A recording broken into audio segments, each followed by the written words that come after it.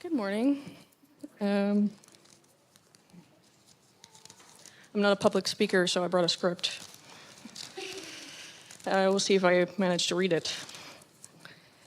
So I'm sure most of you probably know me from my parents, Bill and Helena Harder, also Peter Dyck's wife. I'll just get into it.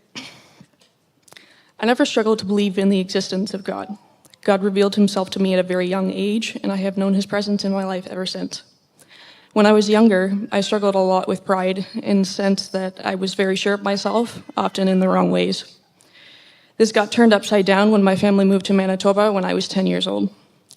I found it difficult to integrate myself in this new environment. I remember my parents encouraging me a lot as their most introverted child to initiate friendships instead of expecting people to come to me. I remember taking their advice and making an effort. However, it often didn't end well for me, and this caused significant negative impact on my self-esteem.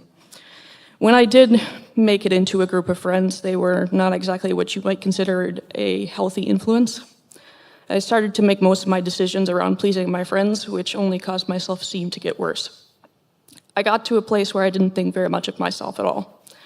Although I grew up in a Christian home and believed in God, this did not have the influence it should have on my self-worth, which was more affected by less than ideal relationships and my inability to let go of my own mistakes.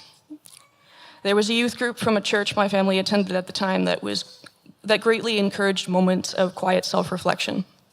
It was through these moments, alone with him, that God was able to speak into my life again.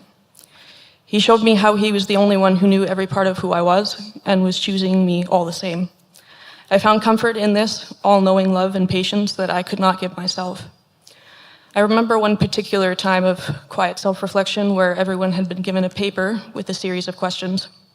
The first question was easy for me. Do you believe God has forgiven you for your sins? Yes, of course. The second was harder for me to accept. Have you forgiven yourself? I remember breaking down in anger, thinking, why does that matter? God's forgiveness is enough for me. This was another part of myself that God was calling me to address. I cannot grow in my faith if I cannot let go of the past. My family moved from Manitoba to Blue Creek, Belize when I was 14. Up until this, my faith had been a very independent part of my life. I had found God in moments of meditation and solitude, and I was comfortable with keeping it that way. Due to my past relationships costing me and God being the one who poured into me, I had no desire to allow others to influence my life. I came across the well-known verse of 1 John 4, verse 20, which says, "Whoever claims to love God, yet hates a brother or sister, is a liar. For whoever does not love their brother or sister whom they have seen cannot love God whom they have not seen." I remember being angry and confused by this verse. It made perfect sense to me how someone could love God without loving people.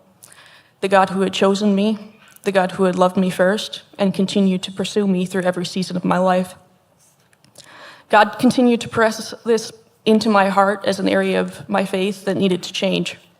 I came to a point past all of the Christianly answers, and I told him the truth.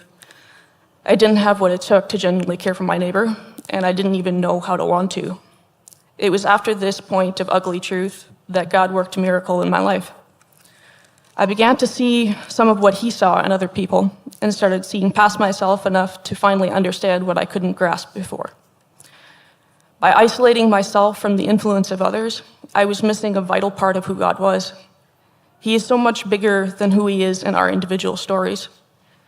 It is only through witnessing and experiencing him through those around us that we can begin to grasp how vast his love and character truly is. This area of my faith really started to grow when my older sister and I moved back to Southern Ontario and started attending this church. Through a group of young adults that we hung out with for a time, and later on through my marriage, God has shown me what his people can be for one another. Leading up to me sharing my testimony with you, God has been showing me where I am at in my faith journey. I've loved Jesus pretty much my entire life, but I am a very young Christian. If there is anything that I have learned through the years, it is that knowing God's truth is not enough. Loving God for who he has been to you is not enough. I know that I continue to make mistakes with myself as well as the people around me. I have made choices completely oblivious to who and how they affect. However, God has worked miracles in my life before. As I continue to be faithful, I believe that I will see him do it again. My prayer continues to be that God will continue to push me out of my comfort zone so that when I reach the end of my life, I will have made it as far in my faith as I could have with the time I was given. This church has been a blessing to me and my faith journey. I look forward to what God has in store for us as we walk with him. Thank you.